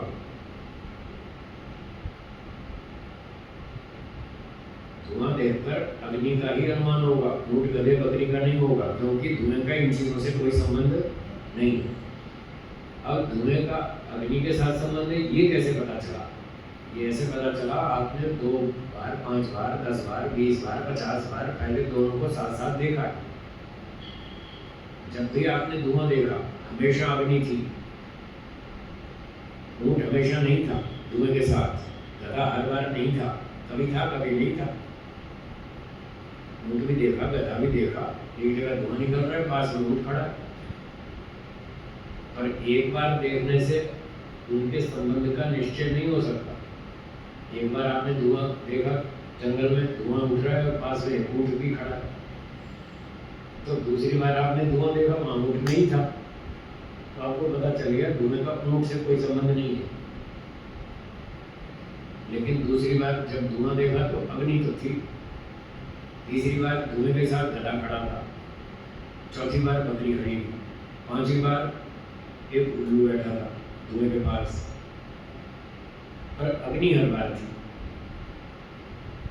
उल्लू हो या ना हो, गधा हो या ना हो, ऊंट हो या ना हो, बकरी हो या ना हो, अग्नि जरूर होती है धुएं के साथ, हाँ या ना।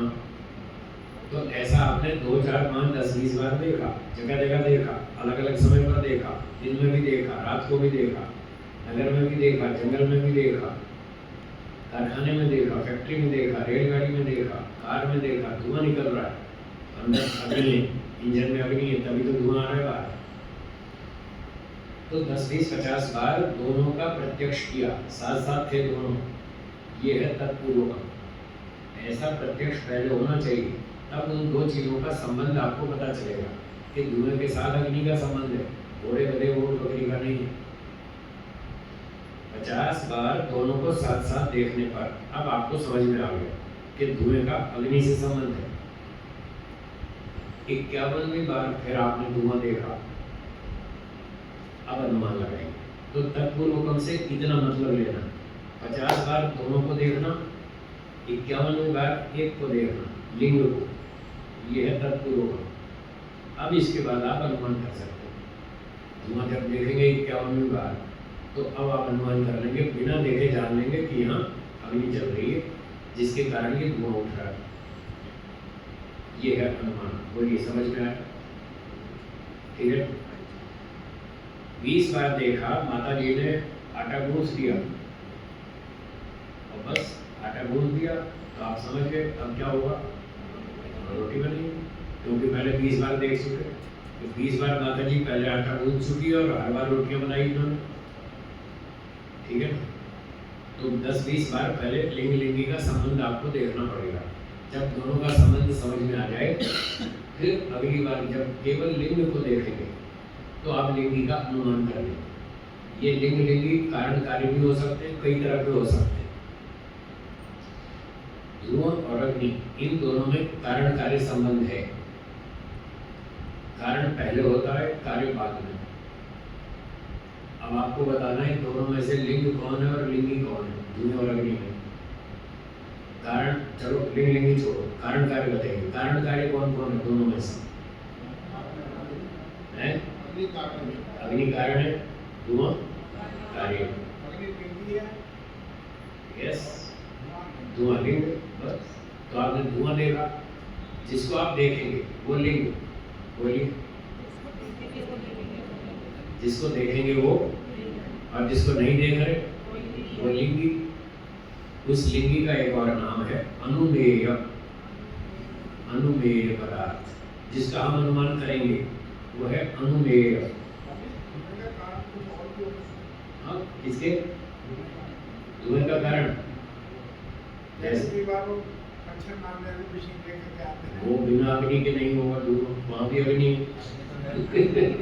अग्नि के बिना धुआं नहीं हो सकता। दवाई जो भी हो, ट्रैक्टर वाली हो, स्कूटर वाली हो, कार वाली हो, ट्रैक्टर वाला धुआं हो, कोई भी धुआं हो, बिना अग्नि के नहीं हो सकता, ये गारंटी।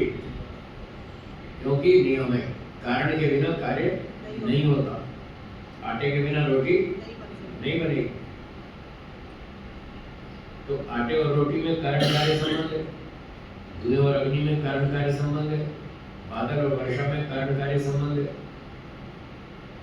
मैदा और मिठाई में कारण कार्य संबंध है, पर वो मावा और बर्फी उसमें कारण कार्य संबंध है, धागे और कपड़ा उसमें कारण कार्य संबंध है, ईंट पत्थर और मकान इसमें कारण कार्य संबंध है। तो जहाँ जहाँ भी ये कारण कार्य संबंध है, वहाँ पर एक को देखकर दूसरे का अनुमान कर लेंगे। एक को देखेंगे दूसरे का अनुमान कर लेंगे, कभी दूसरे को देखेंगे पहले का अनुमान कर लेंगे। एक को देखेंगे दूसरे का अनुमान होगा, इसका नाम है अनुमान प्रमाण। वो तब होगा जब आपको दोनों का संबंध मालूम हो कि इन दो चीज़ों में संबंध है। बादल और वर्षा का संबंध है, तो आप बादल, घने काले बादल देख करके आप अनुमान कर लेंगे अब वर्षा होगी। आपकी थाली में रोटी आ गई, पक करके रोटी आ गई थाली में, तो आप रोटी देख के अनुमान कर लेंगे ये मक्की के आटे से बनी, ये गेहूं के आटे से बनी। यहाँ कार्य को देखकर कारण का अनुमान किया। रोटी कार्य है, आटा कारण है। तो कहीं रोटी को देख के आटे का अनुमान, कहीं गूंथे हुए आटे को देखकर रोटी का अनुमान कि अब आटा तैयार हो गया, अब रोटी बनेगी। तो इस तरह से हम कारण को और कार्य को देखकर एक दूसरे से हम अनुमान करते रहे। तो अनुमान का मतलब है एक चीज दिखेगी दूसरी नहीं दिखेगी। जो दिख रही है वो प्रत्यक्ष है, जो नहीं दिख रही है उसका अनुमान है, ये अनुमान प्रमाण है। तो हमारा सैकड़ों लाख हजारों व्यवहार इस अनुमान प्रमाण से चलते हैं। आप घर में बैठे और बाहर कार आई, उसका हॉर्न बजा, बच्चे ने पहचान लिया, पापा आ गए, ये हमारी गाड़ी का हॉर्न है। बच्चे पहचान लेते हैं ये हमारी गाड़ी का हॉर्न है, पापा आ गए। तो ऐसे अनुमान लगाते रहते हैं। टीन की छत है और पटापट पटापट आवाज शुरू हो गई, आप समझ गए वर्षा आ रही है, वर्षा की बूंदों की आवाज से। जिसकी टीन की छत है वो फटाफट समझ जाता है वर्षा आ रही है। तो ऐसे हजारों अनुमान हैं जो हम रोज अपने व्यवहार करते हैं, अनुमानों के आधार पर करते हैं। ठीक है जी। प्रत्यक्ष का क्षेत्र बहुत छोटा है, अनुमान का इससे बहुत बड़ा है। प्रत्यक्ष इंद्रियों से तो आप बहुत थोड़ी चीजें देख पाते हैं। आपके पंचकुला में कितने सेक्टर हैं? बहुत सारे सेक्टर। आपने सारी गलियां घूमकर देखी? नहीं देखी। तो प्रत्यक्ष तो इतना छोटा है, एक पंचकुला भी नहीं देखा आपने। और अनुमान तो बहुत लंबा लंबा दूर दूर तक का अनुमान करते रहते हैं। सारे बहुत सारे व्यवहार अनुमान से ही चलते हैं। एक और आगे आएगा शब्द प्रमाण, चौथे नंबर पे। बहुत सारा काम हम शब्द प्रमाण से करते हैं। प्रत्यक्ष का क्षेत्र बहुत छोटा है, अनुमान का बहुत बड़ा है, शब्द प्रमाण का बहुत बड़ा क्षेत्र है जिससे हम अपने सारे व्यवहार चलाते हैं। भारत में लगभग 6 लाख गांव हैं। गांव नगर सब छोटे बड़े मिला के लगभग 6 लाख हैं। आपने 600 भी नहीं देखे, प्रत्यक्ष तो 600 भी नहीं देखे, और शब्द प्रमाण से जान लिया 6 लाख है। मैं आपसे अधिक घूमता रहता हूँ, देश भर में घूमता ही रहता हूँ, मेरा काम ही घूमने का है। मैंने अब तक 600 गाँव नहीं देखे, जबकि मैं 40 साल से घूम रहा हूँ, 45 साल हो गए घूमते हुए। मैंने अब तक 600 गाँव नहीं देखे। तो प्रत्यक्ष का क्षेत्र बहुत कम है, ये कहना चाहते हैं। एक और बात भी है प्रासंगिक, वो ये प्रत्यक्ष प्रमाण केवल वर्तमान काल में ही काम करता है। प्रत्यक्ष प्रमाण केवल वर्तमान काल में काम करता है, यानी वर्तमान की चीजों का ही प्रत्यक्ष होता है। भूतकाल की चीजों का प्रत्यक्ष नहीं हो सकता, भविष्य की चीजों का भी प्रत्यक्ष नहीं हो सकता, सिर्फ वर्तमान का। क्यों? क्योंकि इंद्रिया सन्निकर्ष वर्तमान में ही संभव है। सन्निकर्ष तभी होगा जब सामने चीज होगी, तो सामने होगी तो वर्तमान है। ठीक है ना। भूतकाल की चीजों को आप अनुमान से जान सकते हैं, शब्द प्रमाण से जान सकते हैं। भविष्य की चीजों को आप अनुमान और शब्द से जान सकते हैं, पर प्रत्यक्ष से तो केवल वर्तमान की ही जानी जा सकती है, बस। और वो भी बहुत थोड़ी, जितनी आपके सामने, जहाँ तक हमारी इंद्रियों की पहुँच है, बस वहाँ तक। अब इस हॉल के अंदर जितने लोग बैठे हैं उनको मैं देख सकता हूँ प्रत्यक्ष, और दीवार के पीछे कौन है उसका नहीं कर सकता प्रत्यक्ष। उससे मेरा इंद्रिया सन्निकर्ष नहीं होगा। तो आप देखिए प्रत्यक्ष की सीमा कितनी छोटी है। जहाँ जहाँ चलते जाएंगे सड़क पे, वहाँ वहाँ की चीजें प्रत्यक्ष होती जाएंगी, और पीछे वाली सब गायब हो जाएगी, उनका प्रत्यक्ष बंद हो जाएगा। वस्तु गायब नहीं होगी, प्रत्यक्ष गायब हो जाएगा, प्रत्यक्ष बंद हो जाएगा, क्योंकि उनसे सन्निकर्ष बंद हो जाएगा। ठीक है। हाँ जी बोलिए, थोड़ा आगे आगे आकर बोलिए, जोर से बोलिए या तो माइक से बोलिए ताकि सुनाई दे। माइक ले लीजिए।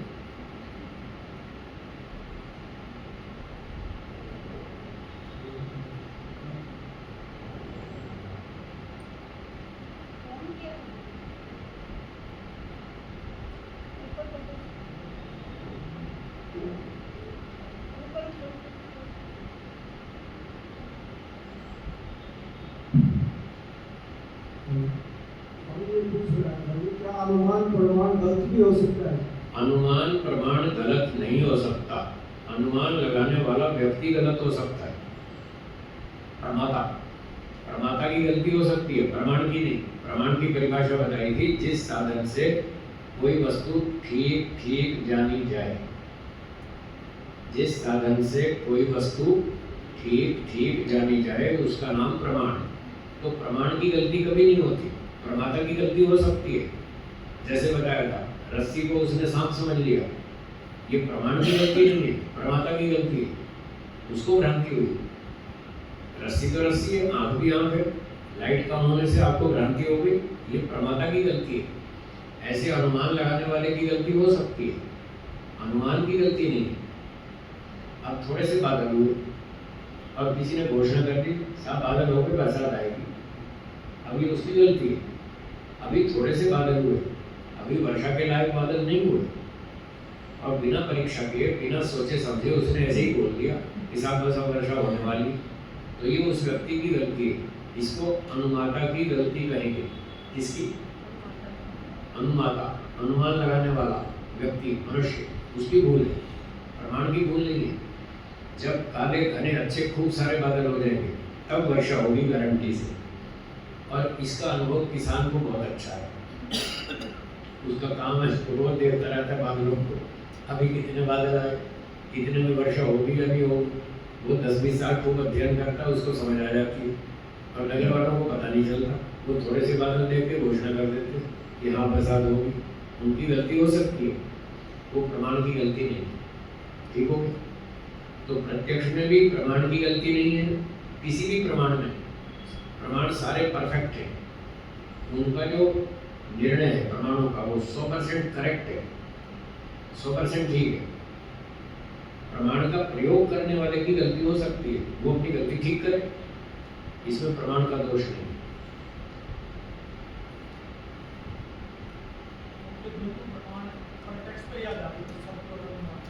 शब्द भी प्रत्यक्ष पर, अनुमान भी और उपमान भी, सारे प्रमाणों का मूल आधार प्रत्यक्ष है। इसके बिना कोई प्रमाण नहीं चलेगा। मनुष्य गलती कर सकता है, हाँ, प्रयोग करने वाला गलती कर सकता है, प्रमाण गलत नहीं होगा। सभी प्रमाणों का निर्णय भी एक होगा, ये भी ध्यान रखें। सभी प्रमाणों, चारों प्रमाणों का कंक्लूजन एक होगा, सेम, उनमें टक्कर नहीं होगी। टक्कर कहीं हो रही है तो उस व्यक्ति की भूल है, वो दोनों प्रमाणों का प्रयोग करना ठीक नहीं जानता, इसलिए उसको कंफ्यूजन हो रहा है, या भ्रांति हो रही है, या संशय हो रहा है, या जो भी हो रहा है, वो व्यक्ति की गलती है, प्रमाणों की कोई गलती नहीं है। प्रमाणों का प्रभाव अलग अलग हो सकता है, पर कंक्लूजन 100% करेक्ट होता है, निर्णय सबका सही होता है, 100% परफेक्ट होता है, प्रभाव में कम अधिक होता है। जैसे एक माँ ने बच्चे से कहा बेटा ये तवा गर्म है, इस पे हाथ मत रखना, ये शब्द प्रमाण बच्चे के लिए। माँ ने बोला शब्दों से बेटा ये तवा गर्म है, इसको मत छू देना, ये शब्द प्रमाण, पर बच्चे को समझ नहीं आई, वो फिर भी हाथ रखेगा, वो शब्द प्रमाण का प्रभाव कम है। एक माँ खाना बना रही थी, ऐसे तवे पर रोटी डाली, बच्चा पास में बैठा था, 1.5-2 साल का बच्चा था, तो बच्चे तो नकल करते ही, तो माँ ने जैसे ऐसे रोटी डाली तो बच्चे ने भी ऐसे उसकी नकल की। जब बच्चे ने हाथ रखने की कोशिश की तो माँ ने हाथ पकड़ लिया और हाथ खींच लिया, नहीं बेटा ये तवा गर्म है, इसमें हाथ मत रखना। माँ तो समझदार है, वो तो दूर से रोटी डालेगी, और बच्चे को तो इतनी समझ नहीं, वो तो हाथ भी रख देगा तवे पर। तो जब उसने ऐसे हाथ रखा तो माँ ने हाथ पकड़ लिया और समझाया कि ये तवा गर्म है, इसको मत छूना, हाथ जल जाएगा। बच्चे को समझ में नहीं आई, बात तो उसकी 100% ठीक थी, माँ की बात 100% ठीक थी, और वो शब्द प्रमाण था, बच्चे पर उसका प्रभाव नहीं हुआ। माँ ने दूसरी रोटी डाली, बच्चे ने फिर नकल की, माँ ने फिर हाथ पकड़ लिया। 5 बार माँ ने रोटी डाली तवे पर, और बच्चे ने 5 बार नकल की, और माँ ने 5 बार हाथ पकड़ लिया। फिर सोचा ये पागल है, इसका दिमाग खराब है, कब तक मैं समझाऊंगी इसको, ये मानता नहीं, मैं जिंदगी भर थोड़ी इसके पीछे लगी रहूंगी, इसको समझाती रहूंगी, तवे पे हाथ मत रख, हर बार हाथ पकड़ती रहूंगी, इतना टाइम किसके पास है। एक बार इसको हाथ जला लेने दो तब अक्ल आएगी इसको, ऐसे नहीं आएगी। छठी बार फिर माँ ने जब रोटी डाली तो बच्चे ने फिर नकल की।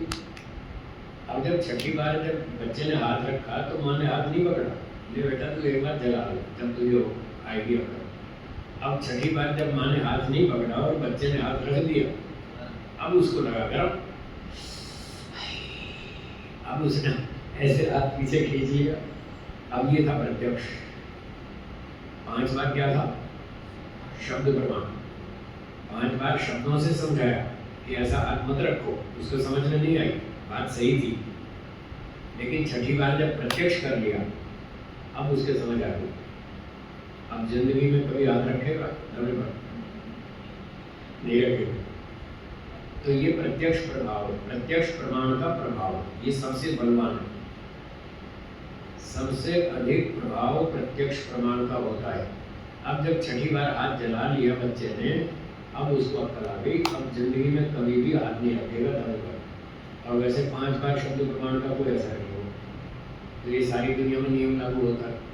दुर्योधन को बहुत समझाया श्री कृष्ण जी ने कि भाई तू युद्ध मत कर, तेरा दिमाग खराब हो रहा है, कि बहुत नुकसान हो जाएगा। उसके समझ में नहीं आई। फिर जब प्रत्यक्ष आगे मैदान में, तब अक्ल आई उसको, आओ प्रत्यक्ष कर लो। ऐसे ही आप अपने बच्चों को समझाते हैं, बेटा रात को जल्दी सो जाओ, उनको समझ में नहीं आती। आती है? नहीं आती।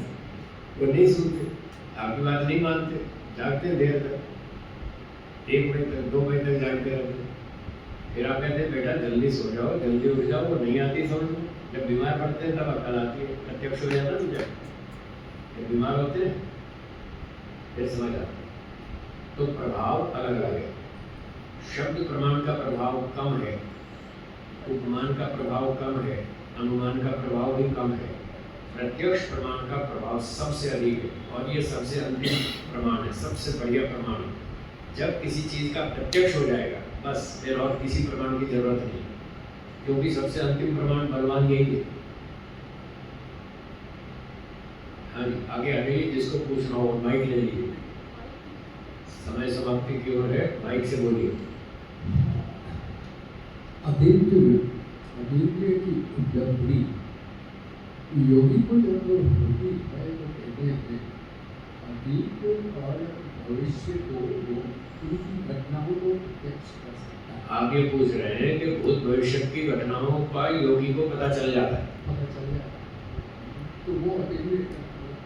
मैं ये पूछना चाह रहा हूँ कि उस समय जैसे कहा जाता है कि उनको अतीत और भविष्य की घटनाओं की प्रतीति हो जाती है, प्रत्यक्ष हो जाता है। तो क्या वो प्रत्यक्ष है या अनुमान है? ना वो प्रत्यक्ष तो है ही नहीं, योगी हो चाहे कोई भी हो, किसी को भूत भविष्य की घटनाओं का प्रत्यक्ष नहीं होता। अनुमान संभावना हो सकती है, अनुमान भी हो सकता है, संभावना भी हो सकती है। कुछ संभावना अनुमान तो आम आदमी को भी होती है, योगी को ज्यादा होती है, उसका अनुभव अधिक है, उसका नॉलेज अधिक है, उसकी कैलकुलेशन ज्यादा क्लियर है, इसलिए वो अधिक अनुमान लगा लेता है। आम आदमी कुछ तो संभावना आम आदमी भी कर लेता है। जैसे एक व्यक्ति ने कहा बेटा मैं देख रहा हूँ अब की बार तुम फेल होगे, मैं देख रहा हूँ। बाप कहता है बेटे को मैं देख रहा हूँ अब की बार तुम फेल होगे। क्यों फेल होगे? पढ़ते ही टाइम बर्बाद कर रहा है। तो बाप को पता चल गया ये भविष्य की घटना और ये फेल होगा। एक व्यक्ति जा रहा था कहीं बाहर, किसान जाट कोई भी ऐसा मान लो कोई था व्यक्ति, तो उसने बेटे से पूछा बेटा तुम्हारा रिजल्ट कब है? उसने कहा जी कल आएगा। बोला आज आप पहले तुम मार खा ले मुझसे, कल तो मैं बाहर चला जाऊंगा, तुम पहले एडवांस में मार खा ले, मुझे पता है तू फेल होने वाला है। तो ऐसे आम आदमी भी अनुमान लगा सकता है, कुछ चीजों का अनुमान कोई भी लगा सकता है। योगी व्यक्ति जरा और अच्छा गहरा अनुमान लगा सकता है, अधिक बातों का अनुमान लगा सकता है, उसकी क्योंकि अनुभव ज्यादा होता है। जी